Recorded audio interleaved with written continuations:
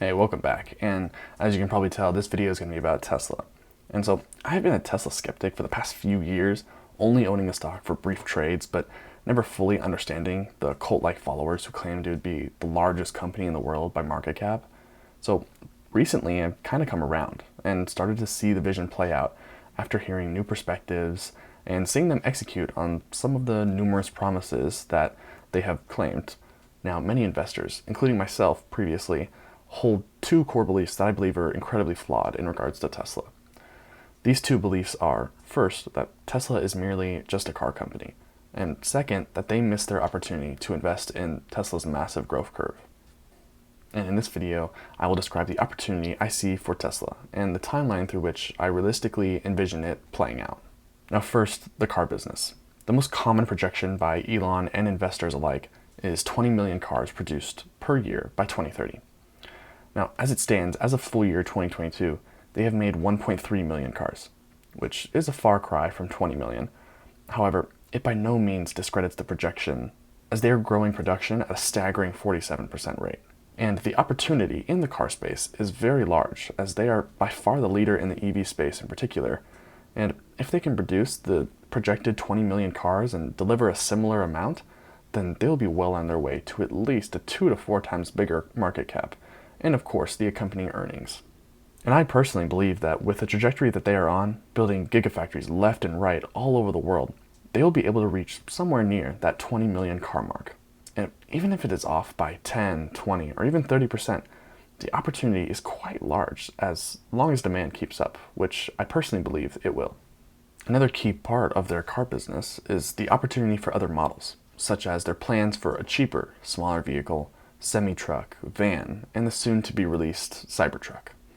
And these are all great reasons to be excited as they address different market segments within the automotive business. And it's important to note that these cars can all target very specific markets and dominate them because of the cost savings offered due to the nature of EVs and their superior manufacturing capabilities.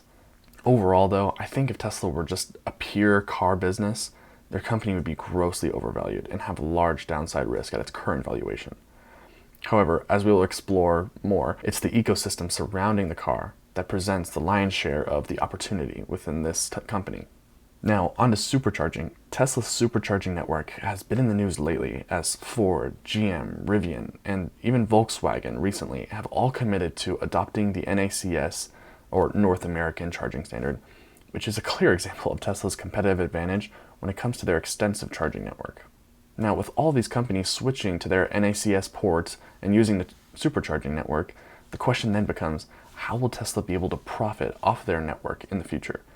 Well, the business model is quite simple. They gain the spread between what they buy the energy at from the grid and what they sell it at during the charge.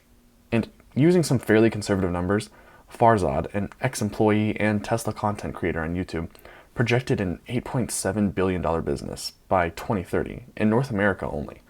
And so I tend to agree with a lot of his assumptions and urge you to watch the video, where I'll link it down in the description below. It's a great video.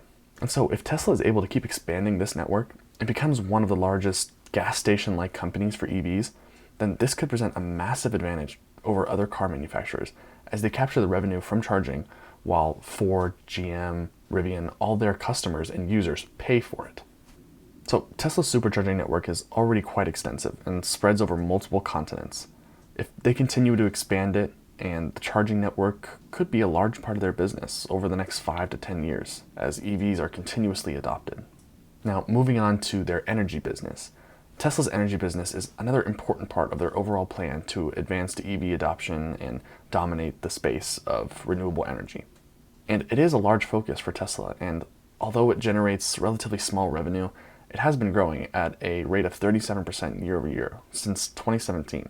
While this business is comparatively small when you're looking at the automotive business, it plays an essential role in their overall ecosystem and mission as a company. Personally, I don't see massive growth in this segment of their business. However, if it enables them to achieve greater vertical integration and benefit other business segments like the supercharging network, it can remain unprofitable for many years until the other parts of their business ramp up.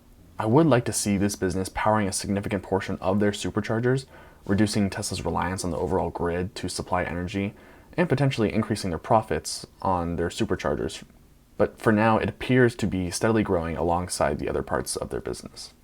And moving on to services, their service business is another venture that has been growing rapidly over the past year, with over 50% growth in Q4 of 2022 alone. This business is relatively straightforward and is expected to experience similar growth as the number of Tesla cars on the road increases. And it encompasses vehicle repairs, used car sales, insurance, and other related sources. However, it's important to note that this service revenue is not a primary growth driver for the company, and it relies heavily on the automotive sector for its expansion. And consequently, I don't allocate significant time considering this into my valuation and bull case for Tesla. Now, moving on to one of the most exciting parts, but also one of the most lofty goals of Tesla, is their Robo Taxi and full self-driving. Now, full self-driving probably presents the biggest upside for Tesla. If they're able to really nail this and bring a Robo Taxi to market, they will slash costs and have a massive influx of orders and revenue generated just from this taxi service alone. It's important to identify that full self-driving would quite literally change the world. And although it seems like something you can't bake into the valuation at this point in time, if they're able to really crack this, we could see this company gain so much dominance in the world of transportation that we wouldn't really have to worry about them growing too slowly, but rather that they may grow too big and draw too much regulatory attention. But I don't think that's something to worry about, as this could happen long after their investors are sitting on a market cap larger than Apple, Microsoft, and Google combined. So if you're a longer term investor, I think allocating a small portion of your portfolio to Tesla in hopes of the full self-driving is a no-brainer. However, if you're a trader looking for a gain within the next year or two, I think the current valuation has a lot of the next couple years banked into it. Full self-driving could come anywhere from 1 to 10 years, or maybe even longer. I don't know, and I don't think anyone truly knows when it'll be ready. But if I had to bet, I'd say it comes sooner rather than later. Now, the last and probably most opaque business of theirs is the Optimus Robot, which they currently do not sell, and it generates no revenue for their business. Now, Elon Musk believes that it could be far bigger than their car business, but it is just way too early to tell on the timeline and what to expect when this product one day releases, or even releases at all. Personally, I'm not considering this into my valuation or why I'm investing in Tesla whatsoever, but it is a nice cherry on top to know that they're working on things for the future and really innovative products. Now, the last point I wanted to make is not one upon their business, but it's the intangibles. And I think it's important to recognize some characteristics that new disruptive companies have that the incumbents or competitors don't. For example, I believe Tesla has some of the brightest employees on the earth, especially when thinking about AI, robotics, energy, and manufacturing categories. They have attracted these wonderful teams because of their disruptive technologies, and they're at the forefront of so many different categories that if you're a very smart engineer or computer programmer, why would you not want to work there when the equity that you're compensated with could rise drastically and you're working on fascinating, challenging products? I think it's important to realize that not just a product is necessary for a company to succeed, but rather a bunch of really talented people coming together and working on challenging topics and products and making new strides consistently is really the key to a successful business over the long term. Now, I want to be clear, this isn't financial advice, and it's just my opinion on the company's current position in the market. And there is a lot of execution risk present when investing in a company that is widely covered like Tesla and has such a cult-like following. So do your own research and assess whether you think that this business can really grow to the goals that a lot of people have set for it. And spend time considering what you really think is going to happen, what's the most probable outcome.